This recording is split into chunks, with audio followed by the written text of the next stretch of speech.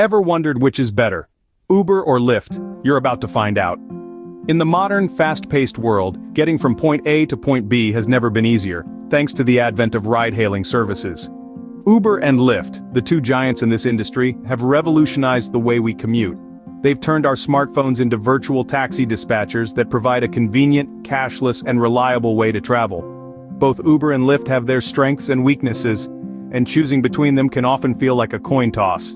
But what if we told you that there are distinct differences between them that could sway your decision? Today, we're going to dissect these two behemoths of the ride-hailing industry, comparing and contrasting their services, customer support, and even their appeal from a driver's perspective. So buckle up and get ready for an enlightening journey into the world of ride-hailing. Stay tuned as we dive deep into the world of ride-hailing and put Uber and Lyft head-to-head. Before we compare, it's important to know a bit about Uber and Lyft. Let's start with Uber. Founded in March 2009 by Travis Kalanick and Garrett Camp, Uber started as a luxury car service in San Francisco. It wasn't until 2012 that the company launched its ride-sharing app, forever changing the way we commute. Uber quickly gained traction and expanded globally, marking its presence in over 60 countries and 500 cities, a first in the ride-hailing industry. The key to Uber's success? Innovation. Uber set a precedent with features like ride tracking, cashless payments, and fare splitting. And they didn't stop there.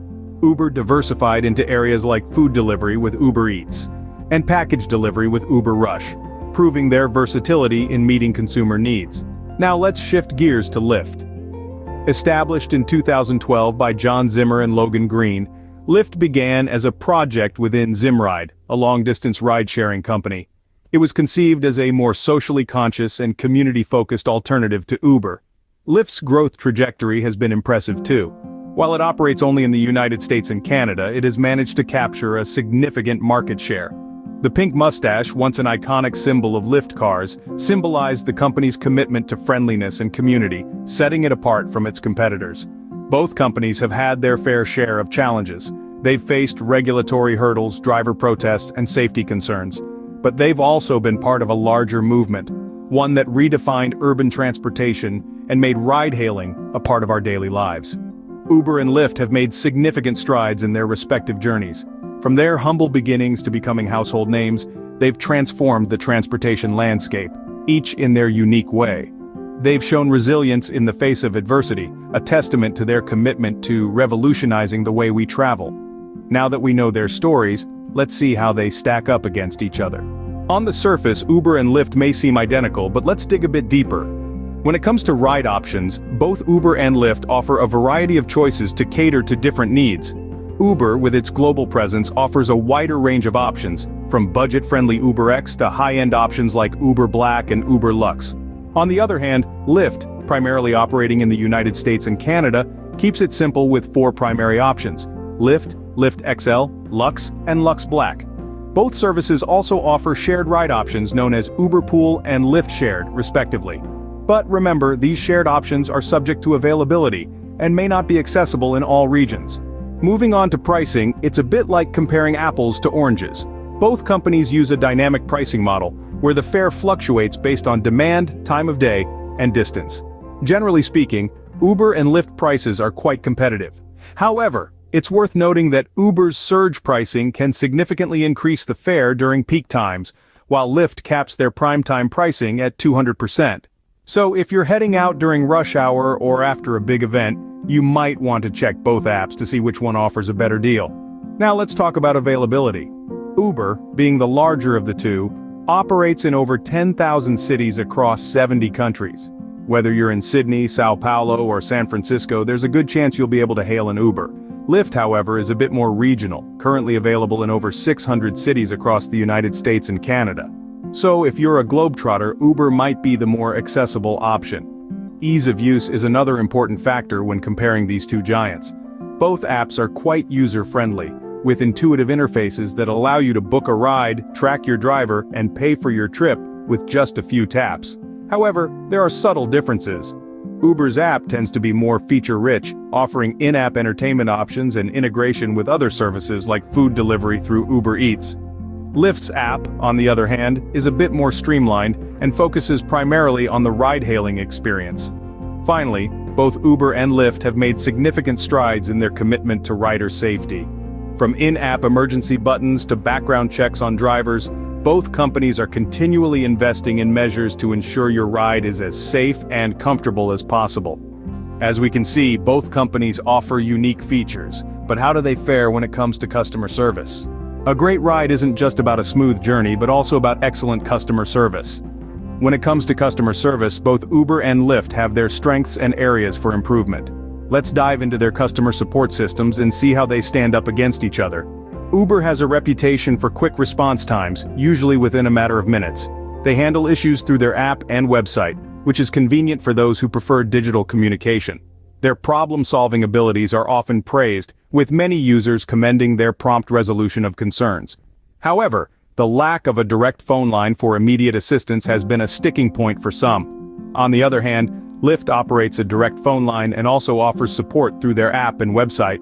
Their response times, while generally fast, can vary depending on the time of day and the nature of the issue at hand.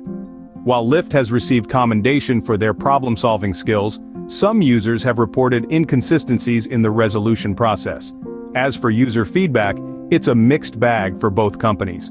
Uber users appreciate the swift digital responses and the company's willingness to rectify issues. But the absence of a direct line for urgent matters is a common complaint. Lyft users too have their praises and grievances. The direct phone line is a clear plus, providing an immediate human connection. However, the varying response times and inconsistencies in problem resolution have been points of contention. Overall, both companies have their unique ways of handling customer service. Uber's strength lies in its fast digital responses and effective problem solving, while Lyft shines with its direct phone support. It's crucial to remember, though, that customer service experiences can vary greatly depending on a multitude of factors such as location, time, and the specific issue at hand. It's clear that customer service is a key differentiator, but what about the driver's perspective? Ride-hailing isn't just about the passengers, it's also about the drivers. When we talk about Uber and Lyft, we often focus on the passenger experience. But what about those behind the wheel? The drivers who navigate the city streets, ensuring we reach our destinations safely and promptly. Let's start with Uber. Drivers like Uber for its global reach and the sheer volume of riders. This often translates into more rides and consequently, potentially higher earnings.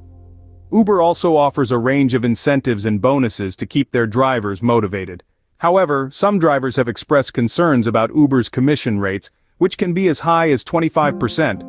On the other hand, Lyft drivers often praise the company for its supportive and driver-friendly policies. Lyft takes a slightly smaller commission, usually around 20%, leaving a little more in the driver's pocket at the end of the day. Drivers have also highlighted Lyft's in-app tipping feature, which can significantly boost their earnings. Yet, it's not all rosy. Both companies have faced criticism from drivers over issues like lack of benefits and job security. After all, drivers are considered independent contractors, not employees, which can leave them vulnerable. Overall, drivers have mixed feelings about both Uber and Lyft.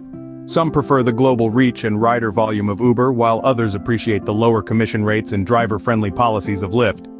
From a driver's perspective, both companies have their pros and cons. So, which is better, Uber or Lyft? After comparing these two giants of ride-hailing, it's evident that the choice between Uber and Lyft isn't straightforward. We've delved into their backgrounds, compared their services, scrutinized their customer service, and even considered the driver's perspective. Each has its own strengths and weaknesses. Uber may offer more global reach, while Lyft could provide a homier feel. It's a balance between ubiquity and community, efficiency and comfort. Ultimately, the choice between Uber and Lyft depends on your individual preferences and needs. Happy riding!